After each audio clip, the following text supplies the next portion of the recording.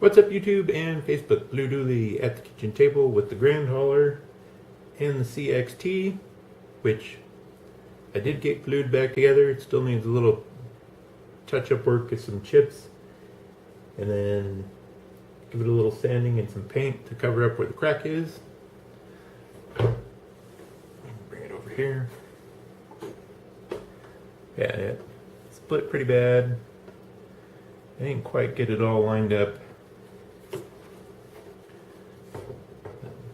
This part right here is a little funny, but I think if I heat it up with the hairdryer a little bit, I can soften that glue up enough to get it pressed back together. I'm actually really surprised the truck didn't come apart a lot more than it did. I had expected when that chair fell on it for it to just shatter this whole section into hundreds of little tiny pieces. But that is glued back together and going really well. I have one of the LEDs in the back of the cab from my light kit, which I picked up from MYTrickRC, MYTrickRC.com.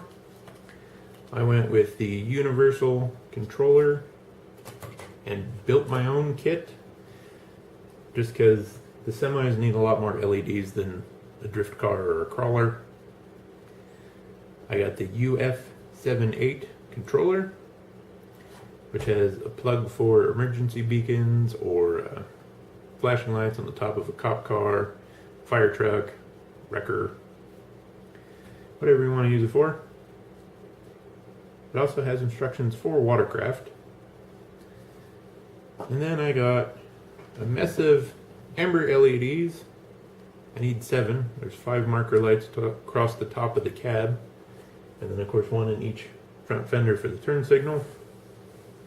4 brake lights and 2 headlights round up all the LEDs I had.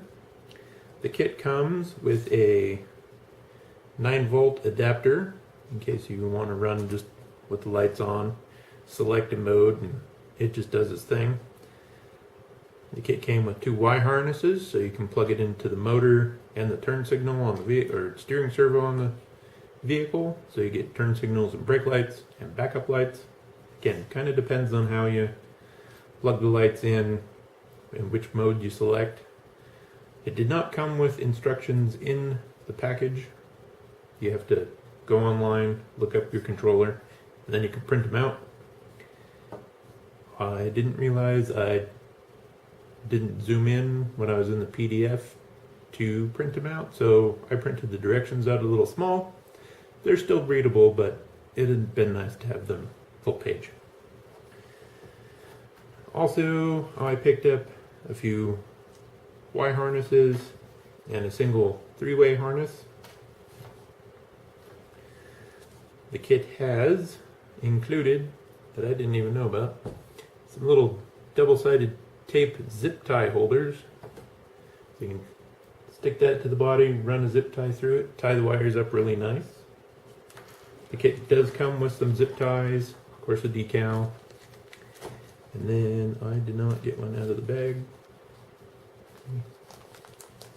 But it also has the little clips you can put the LEDs in a Lexan body.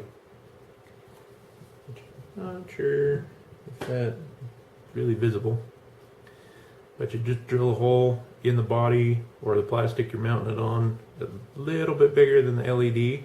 Slip this in, and then when you put the LED in it, it clips into place and kind of spreads these little tines out a bit, and that's what holds the LED in the body, which actually it seems to be pretty secure in the back of the Grand Hauler.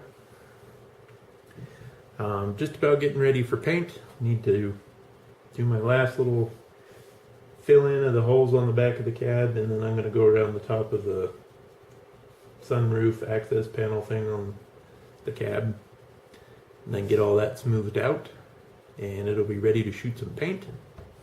The paint color, you're going to have to wait and see it when it's done, because I'm not going to give that away. No spoilers. A few other details on the truck I'm kind of working on. I'm going to see if I can figure out how to make some scalish CB antennas to put on the mirrors. And what else was I going to do? I was thinking I might cut the frame down a little shorter, move this back cross member in just a hair. Haven't decided on that yet. And then I have, well, with that brazing rod that I got to try to braze up the bumper for the CXT, it's actually the right diameter. I think I can make the little pogo stick on the deck plate here that holds the electrical and the air hoses. That'd look pretty neat. So the last fuel tank's drying up. I got it glued together. A few other little odds and ends to put together, get glued.